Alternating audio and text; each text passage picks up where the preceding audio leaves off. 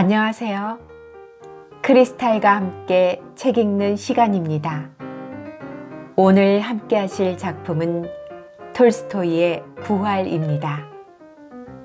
구독, 좋아요, 알림 설정 부탁드립니다.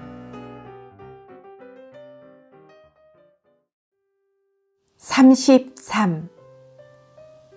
이튿날 아침 레흐 류도프가 눈을 뜨고 제일 먼저 느낀 것은 자기 몸에 무언가가 일어났다는 깨달음이다.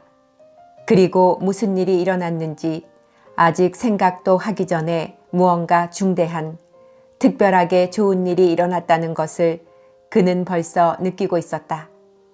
카투샤, 재판. 그렇다. 이제 거짓말은 그만두고 모든 진실을 말해야 한다. 그런데 이 무슨 우연의 일치인가. 그날 아침 마침내 오래 기다리던 귀족 회장부인 마리아 바실리예브나한테서 편지가 온 것이다. 그야말로 지금의 그에게는 특히 필요한 편지였다. 그녀는 그에게 모든 자유를 인정해 주면서 곧 다가올 결혼의 행복을 빈다고 썼다. 결혼이라? 하고 그는 자신을 비웃듯 중얼거렸다. 지금의 나한테는 아득한 얘기지. 그리고 그는 모든 사실을 그의 남편에게 털어놓고 지난날의 가오를 용서받고 어떤 속죄라도 하겠다고 말하려던 어제의 결심이 생각났다. 그러나 오늘 아침이 되고 보니 그것은 어제 생각한 만큼 쉬운 일이 아닌 것 같은 생각이 들었다. 더구나 모르고 있는 것을 일부러 알려서 불행하게 할 필요가 있을까? 만약 묻는다면 그때는 분명히 말하자.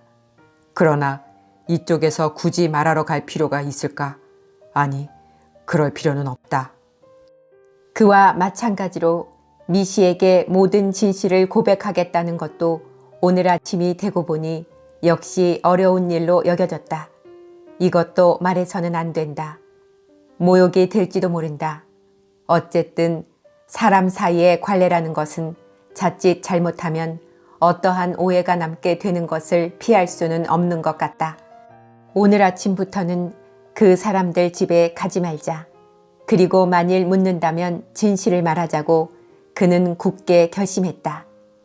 그 대신 카투샤에 대한 관계에 대해서는 애매한 말이 한마디라도 남아있어서는 안 된다. 감옥으로 가서 그녀를 만나 용서를 빌자. 그리고 필요하다면, 그렇다, 필요하다면 그녀와 결혼하자. 하고 그는 생각했다. 정신적 만족을 위해 모든 것을 희생시키고 그녀와 결혼하려는 이 생각이 오늘 아침 유달리 그를 행복하게 했다. 오랫동안 그는 이처럼 생기에 찬 기분으로 아침을 맞이한 적이 없었다. 방에 들어온 아그라페나 페트로브나에게 그는 순간적으로 자기도 미처 생각지 못한 단호한 태도로 이 집과 그녀의 시중이 앞으로는 필요 없게 되었다고 말했다. 그가 지금까지 호화로운 저택을 가지고 있는 것은 미시와 결혼하기 위해서라는 것이 은연중에 인정되어 왔었다. 그러므로 이 집을 내놓는다는 것은 특별한 의미를 갖는다. 아그라페나 페트로브나는 깜짝 놀라 둥그레진 눈으로 그를 쳐다보았다. 아그라페나 페트로브나, 당신한테는 여러 가지로 신세를 져서 정말 고맙게 생각합니다. 하지만 나는 이제 이런 큰 집도 많은 고용인도 필요 없게 되었어요. 그러니 만일 나를 도와줄 생각이 있거든 어머니가 살아계실 때처럼 물건들을 정리하여 당분간 보관해 주시오. 나타샤가 와서 처리할 테니까. 나타샤는 레흐 류도프의 누이입니다. 아그라페나 페트로브나는 머리를 흔들었다. 왜 정리를 하세요? 곧 필요하실 텐데. 하고 그녀는 말했다. 아니, 필요 없어요. 아그라페나 페트로브나. 아마 쓸 일이 없을 겁니다. 그녀가 머리를 흔들며 하는 말에 대답하여 레흐 류도프는 말했다. 그리고 고르네이에게도 월급을 2달치 미리 지급할 테니 떠나도 좋다고 말해 주시오. 그런 쓸데없는 행동을 하시면 안 돼요. 드미트리 이바노비치. 하고 그녀는 타이르듯 말했다. 외국에 가시더라도 어차피 집은 있어야 할 게 아니에요? 잘못 생각하고 있어요. 아그라페나 페트로브나. 나는 외국에는 안 갑니다. 가더라도 전혀 딴 곳으로 갈 겁니다. 그는 갑자기 얼굴이 새빨개졌다. 그렇다. 이 여자에게만은 말해줘야 한다. 고 그는 생각했다. 뭐 잠자코 있을 필요는 없다. 사람들에게 죄다 말해버려야 한다. 아그라페나 페트로브나, 어제 나한테 정말 뜻하지 않은 중대한 일이 일어났습니다. 마리아 이바노브나 고모님 집에 있던 가추샤를 기억하고 있죠? 기억하고 말고요. 제가 바느질을 가르쳐 준 걸요. 사실은 어제 재판소에서 그 가추샤가 재판을 받았는데 내가 그 배심원으로 참석했어요. 저런, 가엾어라. 하고 아그라페나 페트로브나는 말했다. 대간절 무슨 죄를 지었대요? 살인죄인데 근본을 따지자면 그것은 다 내가 나빴던 결과지요. 아니, 도련님이 무슨 나쁜 짓을 했다는 거예요? 알 수 없는 말씀만 하시는군요. 하고 그녀는 말했다. 그녀의 눈에 장난꾸러기 같은 빛이 반짝였다. 그녀는 카추샤에 대한 그의 잘못을 알고 있었다. 그래요. 내가 모든 원인이었습니다. 그리고 그것이 나의 모든 계획을 바꾸고 말았지요. 그런 일 때문에 무엇을 어떻게 바꿔야 하죠? 애써 웃음을 참으면서 그녀는 말했다. 그야 그 사람이 이런 길을 밟게 된 원인이 나였으니까 나는 그 사람을 살리기 위해서 할 수 있는 데까지 최선을 다해야지요. 그러시다면 마음이 편하신 대로 하시는 게 좋겠지만 그건 도련님 죄가 아니에요. 누구에게나 있는 일이라 정확한 분별력만 있다면 그런 일은 차츰 잊혀져서 평온하게 살아갈 수 있어요. 그녀는 얼굴빛을 정색하고 말했다. 그러니 도련님께서도 그런 것을 자기 탓으로 돌릴 필요는 없으세요. 그 여자가 잘못됐다는 소문은 저도 전에 들었어요. 그런 것은 누구의 잘못도 아닙니다. 내가 나빴어요. 그러니 올바른 길로 바로잡아 줘야 합니다. 하지만 예전에 착한 사람으로 만든다는 것은 이제 어려울걸요. 그것은 내 문제죠. 그러니 만약 당신이 자기 몸을 생각한다면 어머니가 원하셨듯이 저는 제 몸 같은 것은 걱정하지 않습니다. 돌아가신 마님한테 태상 같은 은혜를 입었으니 이 이상 아무것도 바라지 않습니다. 시집간 조카딸 리자니카가 오라고 하니 가게 되면 그리로 가겠습니다. 다만 도련님이 그런 쓸데없는 걱정을 하시는 것은 좋지 못한 일이에요.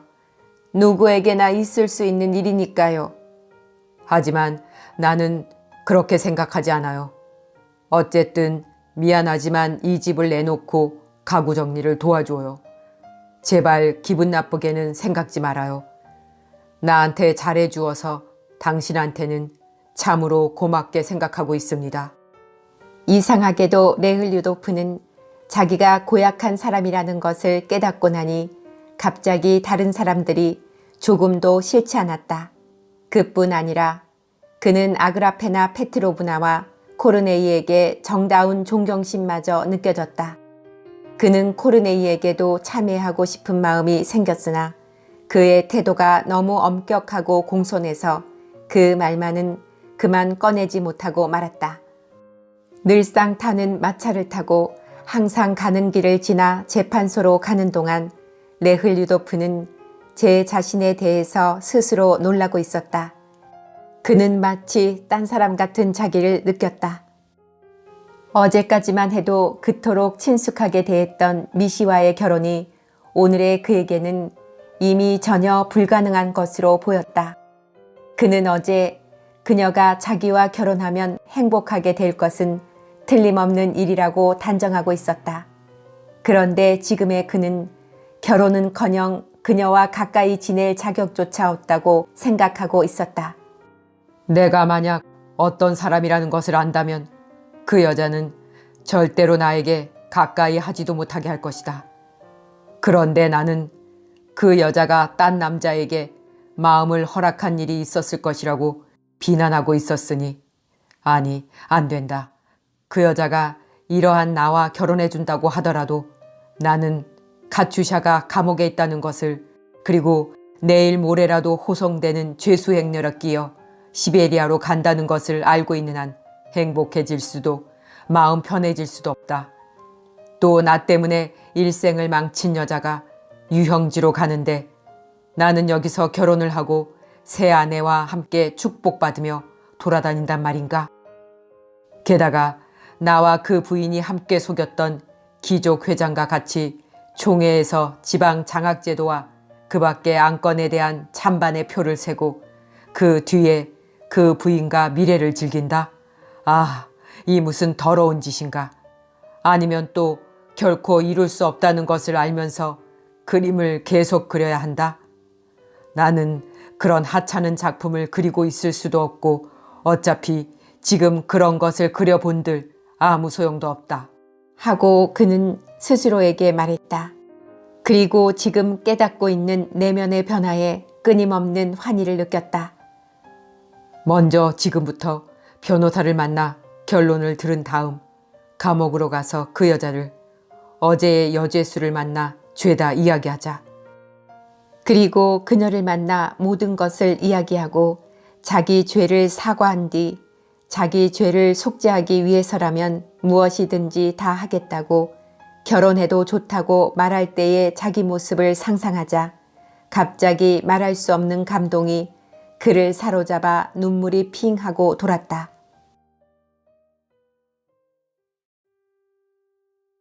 34. 재판소에 도착한 레흘유도프는 복도에서 어제의 그 정리를 만났다. 그래서 그는 어제의 재판에서 선고받은 피고인들이 어디에 갇혀 있는가, 면회를 하자면 누구의 허가를 받아야 하는가를 물어보았다. 정리는 피고가 수용되어 있는 장소는 여러 곳이며 면회를 하려면 판결이 최종적인 형식으로 공포될 때까지는 검사의 허가를 얻어야 가능하다고 대답했다. 재판이 끝난 다음에 가르쳐드리겠습니다. 제가 안내해드리지요. 검사는 아직 나오지 않았습니다. 그럼 재판이 끝난 다음에 뵙겠습니다. 지금은 먼저 법정으로 가십시오. 곧 시작됩니다.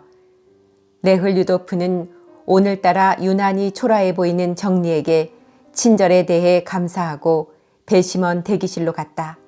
그가 대기실로 다가갔을 때 배심원들이 법정에 들어가려고 방에서 나오고 있었다.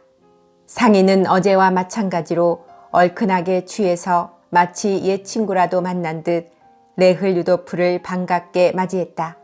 표트르 게라시모비치의 그 버릇없는 태도와 너털 웃음도 오늘의 레흘유도프에게는 조금도 귀찮게 여겨지지 않았다. 레흘유도프는 배심원들에게도 어제의 여죄수와 자기와의 관계를 이야기하고 싶었다. 사실대로 말하면 어제 공판 때 일어서서 내 죄를 많은 사람 앞에서 고백했어야 했다. 하고 그는 생각했다. 그러나 그가 다른 배심원들과 함께 법정에 들어갔을 때 역시 어제와 같은 형식과 절차가 시작되었다. 개정! 하고 외치는 소리와 함께 금줄로 깃을 두른 3명의 판사가 단상에 올라서자 물을 끼얹은 듯이 조용해지고 배심원들이 등받이가 높은 의자에 앉고 임석 헌병이 들어오고 신부가 나타났다. 그래서 그는 진실을 말하는 일도 필요한 일이기는 하지만 이 엄숙한 분위기를 깨뜨릴 수는 없다고 생각했다. 어제와 똑같이 공판 준비는 진행되었다. 다만 배심원 선서와 그들에 대한 재판장의 훈시만은 없었다. 오늘 사건은 집안에 들어온 절도범에 관한 재판이었다. 칼을 빼든 헌병 2사람의 호의를 받으며 들어온 피고는 잿빛 죄수복을 입고 핏기 없는 창백한 얼굴에 어깨가 좁고 말라빠진 20세쯤 되어 보이는 청년이었다. 그는 피고석에 혼자 외로이 앉아 들어오는 사람들을 치켜뜬 눈으로 힐끗힐끗 쳐다보았다. 이 젊은이는 친구와 함께 자물쇠를 부수고 남의 창고에 들어가서 3루블 60코페이카짜리 헌 돗자리를 훔쳐낸 혐의로 기소되었다. 기소장에 의하면 이 젊은이는 헌 돗자리를 맨 친구와 함께 걸어가고 있을 때 헌병에게 불신 검문을 당했다. 젊은이와 그 친구는 곧 죄를 자백하고 수감되었으나 같이 범행을 저지른 자물쇠 직공은 감옥에서 죽었으므로 지금 젊은이 혼자만이 재판을 받고 있었다. 헌 돗자리는 증거물로서 탁자 위에 놓여 있었다. 공판은 어제와 똑같은 순서로 증거 서류, 증거물, 증인 선서, 신문, 감정인 대질 신문 등으로 질서정연하게 진행되었다. 증인인 헌병은 재판장, 검사, 변호인의 질문에 대하여 무뚝뚝하게 그렇습니다. 모릅니다. 또 그렇습니다. 하고 대답했다. 그러나 그 군대식의 둔한 신경과 기계적인 태도에도 불구하고 헌병은 젊은이를 불쌍히 여기고 있는 듯 어쩐지 체포 경위에 대해서 마음 내키지 않는 말투로 설명했다. 또 한 사람의 증인이며 피해자인 노인은 집주인이며 아울러 헌 돗자리의 소유자였으나 얼핏 보기에도 신경질적인 사람이어서 이 헌 돗자리는 너의 것이냐는 질문을 받았을 때 아주 말하기 싫다는 태도로 제 것입니다. 라고 대답했다. 그리고 검사가 이 헌 돗자리는 무엇에 쓰려고 했었느냐? 매우 필요한 것이었느냐? 하고 물었을 때는 몹시 화를 내며 말했다. 그따위 헌 돗자리가 어떻게 되든 내가 알 게 뭡니까? 그런 건 조금도 상관없습니다. 그런 쓸데없는 것 때문에 이렇게 신경 쓸 일이 일어날 줄 알았더라면 찾지도 않았을 뿐더러 오히려 10루블짜리 지폐라도 한두 장 붙여서 내주었을게요. 그러면 이런 신문에 끌려나와 시간을 낭비하지 않아도 되었을 텐데 마차값만 5루블이나 들었소. 게다가 나는 몸이 아파 쉬어야 한단 말이오. 증인들의 진술은 이런 식이었다. 그런데도 피고는 모든 죄를 인정하고 마치 사냥꾼에게 붙잡힌 조그만 새 한 마리처럼 무의미하게 이리저리 둘러보며 떠듬떠듬 사실대로 말했다. 사건은 시원스레 밝혀졌는데도 검사보는 어제와 마찬가지로 두 어깨를 축혀들면서 교활한 범인이 빠져나갈 구멍을 막고 말겠다는 듯이 빈틈없는 질문을 퍼부었다. 그는 농고를 통해 이 절도 행위는 사람이 살고 있는 건물 안에서 그것도 잠가놓은 문을 부수고 범행을 했기 때문에 그 죄상에 비추어 피고는 가장 무거운 벌을 받아야 한다고 주장했다. 그러자 관선 변호사는 범죄 사실을 부정할 수는 없지만 절도가 이루어진 것은 사람이 살고 있는 건물이 아닌 창고 아니었으므로 검사보가 농고한 바와 같이 사회적으로 경종을 울려야 할 사건은 아니라고 변호했다. 재판장 역시 어제처럼 자기가 마치 공평과 정의 그 자체인 것처럼 이미 배심원들이 모두 알고 있는 일을 꼭 알아두어야 할 일이라면서 지루한 설명을 늘어놓는 것을 잊지 않았다. 어제와 같이 휴정이 선언되고 사람들은 담배를 피워 물었다. 또 어제와 같이 정리가 재판관 입장이라고 외치고 헌병들은 졸지 않으려고 애쓰면서 칼을 빼들고 피고들을 위협하며 서 있었다. 조서에 의하면 이 젊은이는 어렸을 때 담배 공장에서 5년 동안 일을 해왔다. 그런데 올해 공장주와 노동자 사이에 분쟁이 생기자 그는 이에 연루되어 내쫓기고 말았다. 직장에서 쫓겨난 뒤 몇 푼 안 되는 돈을 털어 술을 마시면서 이리저리 거리를 떠돌아다녔다. 그러다가 어떤 술집에서 실직자로서는 선배격인 자물쇠 직공과 사귀게 되었다.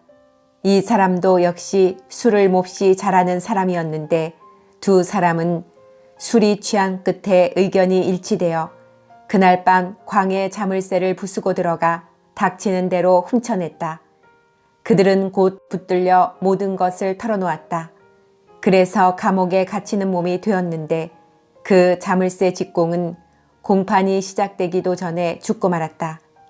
이와 같은 사연으로 지금 이 젊은이는 사회에서 위험한 인물로서 격리시킬 필요가 있기에 재판을 받고 있다. 이 젊은이도 어제의 그 여제수와 마찬가지로 위험 인물이란 말이군. 하고 네흘류도프는 지금 자기 눈앞에서 진행되고 있는 일에 귀를 기울이면서 생각했다. 그들을 위험하다고 한다. 그렇다면 우리 자신은 위험하지 않단 말인가? 나는 비열하고 거짓말쟁이다. 우리 역시 모두가 마찬가지다. 그런데도 여러 사람들은 내가 어떤 사람인지 알고 있으면서 나를 경멸하지 않을 뿐 아니라 오히려 존경하고 있지 않은가? 이 젊은이 역시 특별한 악당이 아니라 세상에 흔히 있는 사람 중 하나임이 분명했다. 그가 지금과 같은 처지에 있게 된 것은 다만 환경이 좋지 않았기 때문이다. 그렇다면 이런 젊은이가 생기지 않게 하기 위해서는 먼저 이런 불행한 사람을 만들어내는 환경을 없애도록 힘쓰지 않으면 안 된다.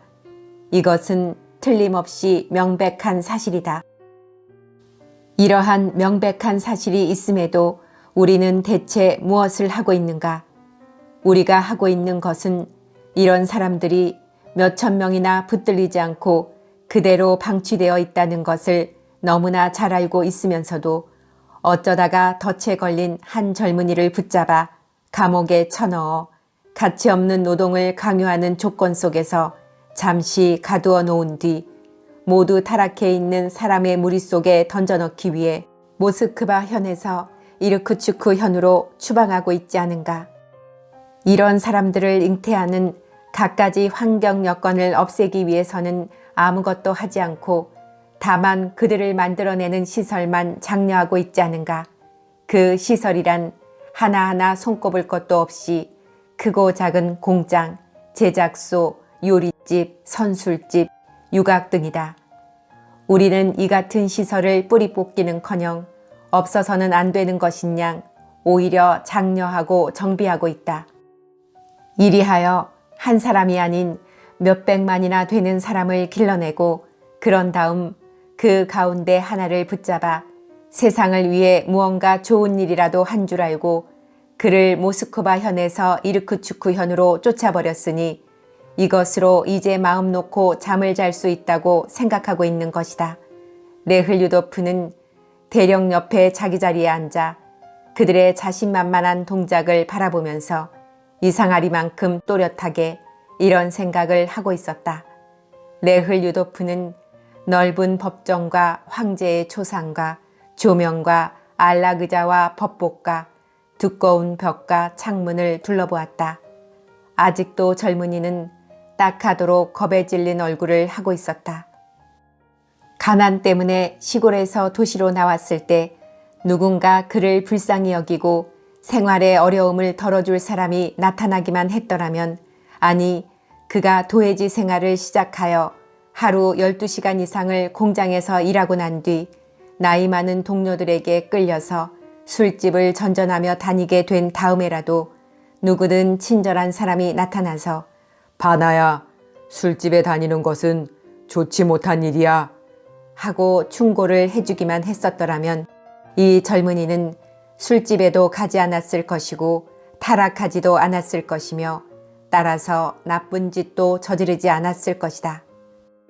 그러나 그가 이 도시에서 견습공으로 머리를 짧게 깎고 선배 직공들의 심부름을 하면서 지내는 몇 해 동안 그를 보살펴주는 사람은 끝내 나타나지 않았다. 그뿐 아니라 그가 도시 생활을 시작한 뒤로 동료들이나 선배들에게 배운 일이란 모두 사람을 속이고 술을 마시고 욕지거리를 하고 사람을 때리고 방탕한 짓을 하는 사람도 잘난 사람이라는 옳지 못한 생각이었다. 그러한 그가 건강에 좋지 못한 노동과 음주와 방탕 때문에 몸이 쇠약해질 대로 쇠약해진 거의 환자와 같은 상태에서 꿈을 꾸는 듯한 몽롱한 기분으로 거리를 이리저리 헤매고 다니다가 어떤 집 강으로 저도 모르게 빨려 들어가서 그다지 쓸모도 없는 헌 돗자리 한 장을 꺼냈다는 이유로 사람들은 이 젊은이를 현재와 같은 환경에 몰아넣은 원인을 뿌리 뽑으려고는 하지 않고 오히려 이 어린애같이 순진한 젊은이에게 벌을 줌으로써 사태를 바로잡으려 하고 있다. 무서운 일이다. 레흘 유도프는 이제 눈앞에서 벌어지고 있는 일에는 관심도 기울이지 않고 오로지 그 생각에만 몰두하고 있었다. 그리고 자기 마음의 눈앞에 펼쳐진 계시에 두려움을 느끼고 있었다. 어째서 이것을 여태까지 모르고 지내왔을까? 어째서 다른 사람들도 이런 사실을 모르고 살고 있는 것일까? 그는 한심한 생각이 들었다. 35. 레흘 유도프는 첫 번째 휴정이 선포되자 곧 자리에서 일어나 다시는 법정에 돌아오지 않겠다고 생각하면서 복도로 나갔다. 마음대로들 하라지. 그렇지만 이 끔찍하고 혐오스럽고 어리석은 희극에 내 자신이 더 끼어들 수는 도저히 없다. 고 그는 생각했다. 레흘 유도프는 검사의 방을 물어서 그곳으로 찾아갔다. 사화는 지금 검사님이 바쁘시다면서 그를 들여놓지 않으려 했으나 레흘 유도프는 들은 척도 않고 그냥 방 안으로 들어갔다. 그리고 서기에게 자기는 배심원이라고 밝힌 다음 매우 중요한 일로 만나 뵙고 싶으니 검사에게 알려달라고 말했다. 공작이라는 칭호와 훌륭한 옷차림이 그를 도왔다. 서기가 검사에게 가서 말을 전하고 레흘 유도프는 방으로 안내되었다. 검사는 레흘 유도프가 면회를 강요한 사실이 불쾌하다는 듯이 일어선 채로 그를 맞았다. 무슨 일입니까? 검사는 엄한 말투로 물었다. 저는 배심원으로 레흘 유도프라고 합니다. 피고 마슬로바를 꼭 만나보고 싶어서 그럽니다. 레흘 유도프는 앞으로 자기의 일생에 영향을 미칠 행동을 단행하고 있다고 생각하면서 얼굴을 붉힌 채 서슴지 않고 빠른 목소리로 말했다. 검사는 희끗희끗한 머리를 짧게 깎고 아래턱은 앞으로 튀어나와 수치 많은 짧은 수염을 깨끗하게 기르고 있었으며 눈빛이 날카로운 눈동자를 재빨리 움직이는 키가 작고 살빛이 거무스름한 사내였다. 마슬로바라고요? 물론 알고 있습니다. 독살 혐의로 기소된 여자지요? 검사는 짧게 그리고 또박또박 말했다. 그런데 무엇 때문에 그 여자를 면회하려고 하십니까? 그리고 나서 약간 부드러운 목소리로 덧붙였다. 그 까닭을 말씀해 주시지 않으면 허가해 드릴 수 없는데요. 저에게는 대단히 중요한 용건이 있어서 만나보려고 합니다. 하고 레흘 유도프는 얼굴이 새빨개지면서 말했다. 아, 그렇습니까? 검사는 빈정대듯 말하고 나서 눈을 치켜뜨고 주의 깊게 레흘 유도프를 훑어보았다. 그러면 그 여자 사건은 이미 공판에 회부되었습니까? 아니면 그냥 있는 상태입니까? 어제 공판이 있었습니다. 4년 징역이 선고되었습니다만 그것은 틀림없이 부당한 판결이었습니다. 그 여자는 죄가 없습니다. 그렇습니까? 어제 선고를 받았다면 검사는 마슬로바가 무죄라는 레흘 유도프의 말에 조금도 개의치 않고 말을 계속했다. 마지막 결심 선고가 있을 때까지는 역시 미결감으로 남아있게 될 것입니다. 거기서는 일정한 날에만 면회가 허가됩니다. 그곳에 가서 의논해 보시는 것이 좋을 것 같은데요. 그렇지만 저는 한시바삐 그 여자를 면회하지 않으면 안 됩니다. 바야흐로 모든 것을 결정할 순간이 닥쳐왔음을 깨달으면서 레흐 류도프는 아래턱을 심하게 떨며 대답했다. 그것은 또 무슨 이유 때문이지요? 검사는 약간 불안한 듯 눈썹을 치켜 올리면서 되물었다. 그 여자가 아무 죄도 짓지 않았는데 실형을 선고받았기 때문입니다. 그리고 그 모든 원인은 저한테 있습니다. 레흐 류도프는 떨리는 목소리로 그러나 꼭 해야 할 말을 하고 있다고 생각하면서 대답했다. 그건 또 무슨 까닭입니까? 하고 검사가 물었다. 그건 그 여자를 농락해서 지금과 같은 처지에 빠지게 한 원인이 제게 있기 때문입니다. 만일 그 여자가 내게 버림받지 않았더라면 그런 환경에 처해 있을 리도 없고 또 이번 경우처럼 범죄의 혐의도 받지 않았을 겁니다. 설사 그렇다 하더라도 그것과 면회가 어떤 관계가 있는지 이해가 잘 안 되는데요. 어떤 관계가 있느냐고요? 말씀드리자면 저는 그 여자를 따라갈 것이며 그리고 결혼할 작정입니다. 하고 레흐 류도프는 또렷하게 말했다. 그러자 말을 다 한 순간 여느 때와 마찬가지로 그의 눈에 눈물이 핑 돌았다. 아, 그렇습니까? 하고 검사는 말했다. 그건 정말 매우 뜻밖의 일입니다. 공장님은 저 크라스노페르스크 지방의 자치의회 의원이시지요? 검사는 이런 이야기를 하는 이 레흐 류도프에 대한 말을 전에도 들은 적이 있다는 생각이 나서 이렇게 물었다. 실례지만 지금 질문은 내 부탁과는 아무 관계도 없다고 생각하는데요. 레흐 류도프는 은근히 화가 나서 기분 나쁜 말투로 대꾸했다. 그야 물론 없습니다. 하고 검사는 조금도 당황하지 않고 보일 듯 말 듯 미소를 지으면서 말했다.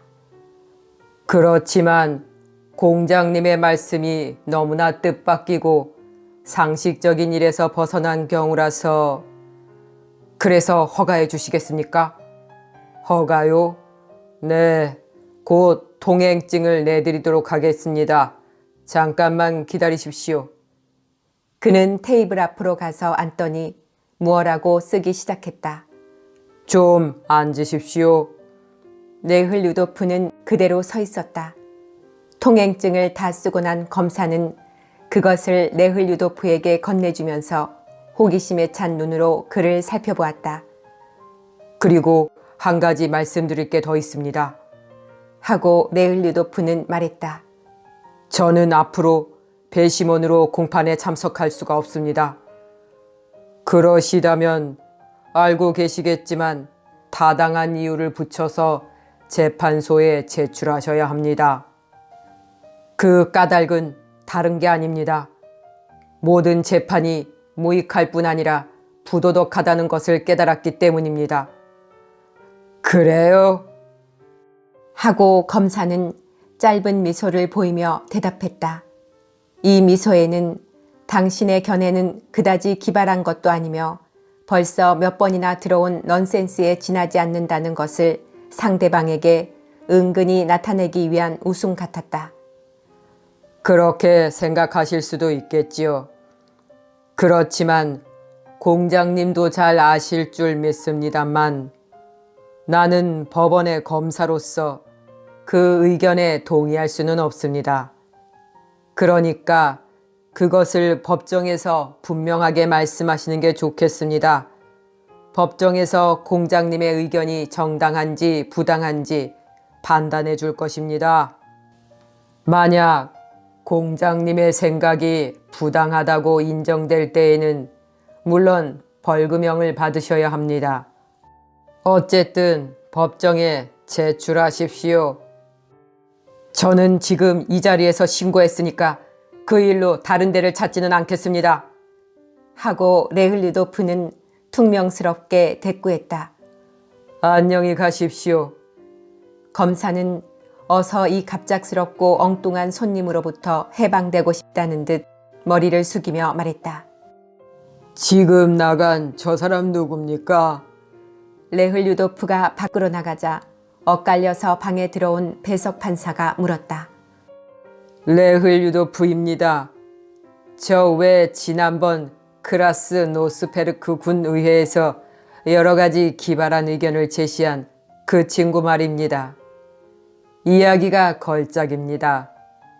그자가 지금 여기서 배심원 노릇을 하고 있는데 이번에 유형 선고를 받은 무슨 아가씨인지 계집인지가 그 친구 말로는 전에 자기가 농락한 여자인데 이번에는 그 여자와 결혼하기로 결정했다는 겁니다. 네? 설마. 본인이 직접 나한테 말했습니다. 묘하게 흥분해가지고. 요즘 젊은이들은 어딘가 좀 비정상적이고 묘한 구석이 있단 말이야. 그런데 이 사람은 젊은 축에 끼이지도 않는다고요. 그건 그렇고 당신네 그 악명 높은 이바센코프 검사에게는 질려버렸어. 한번 말을 꺼내면 도대체 끝이 없으니 말이야. 그런 자는 사정없이 발언을 못하도록 중지시켜버려야 해요. 이건 일종의 의사방해로 볼 수 있으니까요. 36. 레흘유도프는 검사의 방을 나오자 곧장 미결 구치소로 마차를 달리게 했다. 그런데 거기에는 마슬로바라는 여제수가 없다는 것을 알았다. 소장은 그 여제수는 아마 오래된 유형수 중계 감옥에 있을 것이라고 일러주었다. 레흘유도프는 다시 그곳으로 향했다. 과연 예카테리나 마슬로바는 거기에 수용되어 있었다. 6개월 전에 극도로 치닫던 정치적 불만이 경찰의 고의적인 도발로 폭발하는 바람에 미결 감옥이 학생과 의사, 노동자들로 만원이 되어 있다는 것을 검사는 깜빡 잊고 있었다. 미결 감옥에서 유형수 감옥까지의 거리는 꽤 멀어서 레흘유도프가 거기에 도착했을 때는 이미 저녁 때가 다 되어 있었다. 그가 거대하고 음침한 건물의 문 쪽으로 가려 하자 보초가 들여보내지 않고 벨을 울렸다. 벨소리에 간수가 나왔다. 레흘유도프가 허가증을 보이자 간수는 소장의 허가 없이는 들여보낼 수 없다고 말해 레흘유도프는 다시 소장 관사로 갔다. 그가 층계를 중간쯤 올라가고 있을 때 무언지 복잡하고 떠들썩한 곡을 치고 있는 피아노 소리가 들려왔다. 한쪽 눈에 안대를 한 하녀가 투덜대면서 문을 여는 순간 그 피아노 소리가 왈칵 방 안에서 쏟아져 나와 레흘유도프의 귀를 때렸다. 그것은 실증이 나도록 들은 리스트의 광시곡으로 상당히 능숙한 연주였으나 웬일인지 한 부분만 되풀이되고 있었다. 그 부분의 끝까지 가면 다시 처음부터 시작되었다. 레흘유도프는 안대를 한 하녀에게 소장이 집에 계시느냐고 물었다. 하녀는 없다고 대답했다. 곧 돌아오십니까? 광시곡은 또 멎더니 다시 화려하고 소란스레 그 마법에라도 걸린 듯한 대목까지 되풀이되었다. 잠깐 물어보고 오겠어요. 이렇게 말하고 하녀는 들어갔다. 광시곡은 다시 요란하게 시작되었으나 그 저주의 대목까지 가기 전에 갑자기 딱 멎었다. 안 계신다고. 오늘 밤에는 못 오신다고 그래. 초대를 받고 나가셨다고. 귀찮아 죽겠네. 하는 여자의 목소리가 문 안에서 들렸다. 그리고 다시 광시곡이 울리다가 멎더니 의자를 움직이는 소리가 났다. 아마 성이 난 피아니스트가 직접 끈덕진 불청객을 쫓아낼 작정인 모양이었다. 아버지는 안 계세요. 나오자마자 화난 듯이 말한 것은 흐트러진 머리에다 핏발선 눈 밑에 파리한 자국이 드러난 별로 예쁘지 못한 창백한 처녀였다. 그러나 훌륭한 외투를 입은 젊은 신사를 보자 그녀는 갑자기 상냥해졌다. 어서 들어오세요. 무슨 볼일이시죠? 어떤 여제수를 만나볼까 해서요. 그러세요? 정치범이겠죠? 아니, 정치범은 아닙니다. 검사의 허가증을 갖고 왔습니다만. 하지만 저는 모르겠어요. 아버지가 안 계셔서. 아무튼 잠깐 들어오세요. 하고 그녀는 다시 좁은 현관에서 그를 불러들이려 했다. 바쁘시면 부소장에게 물어보시는 게 어떠세요? 그분은 지금 사무실에 계시니 그분에게 말씀해 보세요. 성함이 누구시죠? 고맙습니다. 그녀의 물음에는 대답하지 않고 레흐 류도프는 현관에서 나왔다. 현관문이 채 닫히기도 전에 또다시 경쾌하고 활기찬 피아노 소리가 들리기 시작했다. 피아노를 치고 있는 장소나 끈기 있게 연습하고 있는 별로 예쁘지도 못한 처녀의 얼굴과는 전혀 어울리지 않는 리듬이었다. 레흐 류도프는 마당에서 물들인 콧수염을 뾰족하게 틀어올린 젊은 장교를 만나 부소장에 대해서 물었다. 그가 바로 부소장이었다. 그는 허가증을 받아들고 들여다보더니 미결감 통행증을 가지고 이곳 통행을 허가한다는 것은 혼자서는 정하기 어렵다고 말했다. 게다가 이미 시간이 지났다고도 했다. 내일 와주십시오. 내일 10시에 일반 면회가 허가됩니다. 소장님도 계실 겁니다. 내일은 일반 면회자와 함께 면회를 할 수 있고 소장님의 허가가 있으면 특별히 사무실에서도 만나볼 수 있습니다. 이리하여 이날은 카츄샤를 끝내 만나지 못하고 그는 집으로 돌아갔다. 그녀를 만난다는 생각에 가슴이 터질 듯한 흥분감에서 레흐 류도프는 길을 걸었다. 지금은 재판에 관한 것이 아니라 검사와 부소장과 이야기한 것들이 생각났다. 그녀와의 면회 허가증을 받으려고 뛰어다닌 일이며 자기의 의도를 검사에게 이야기한 일이며 그녀를 만나려고 두 군데의 감옥을 찾아간 일. 집으로 돌아온 그는 곧 오래전부터 손을 대지 않았던 일기장을 꺼내어 여기저기 읽어본 다음과 같이 시작했다. 나는 2년 동안이나 일기를 쓰지 않았다. 그리고 이 같은 어린애 장난으로 돌아가는 일은 이제 일어나지 않으리라고 생각했었다. 그러나 이것은 어린애 장난이 아니었다. 자기와의 저마다 마음속에 깃들여 있는 참다운 거룩한 자기와의 대화였다. 이 자아가 오랫동안 침묵 속에 머물러 있었기 때문에 나는 이야기할 상대가 없었다. 내가 배심원으로 나갔던 4월 28일 이상한 우연이 법정에서 그것을 눈뜨게 해주었다. 나는 배심원석에서 죄수복을 입은 그녀를 나에게 배반당한 카츄샤를 보았다. 이상한 오해와 나의 실수로 그녀는 실형을 선고받았다.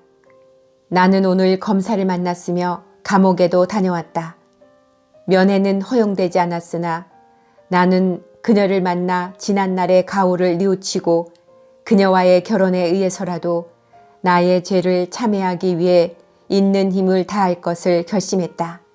주여, 저에게 힘을 빌려주소서. 나는 무어라 표현할 수 없는 상쾌한 기분이다. 마음이 온통 기쁨으로 넘쳐 있다.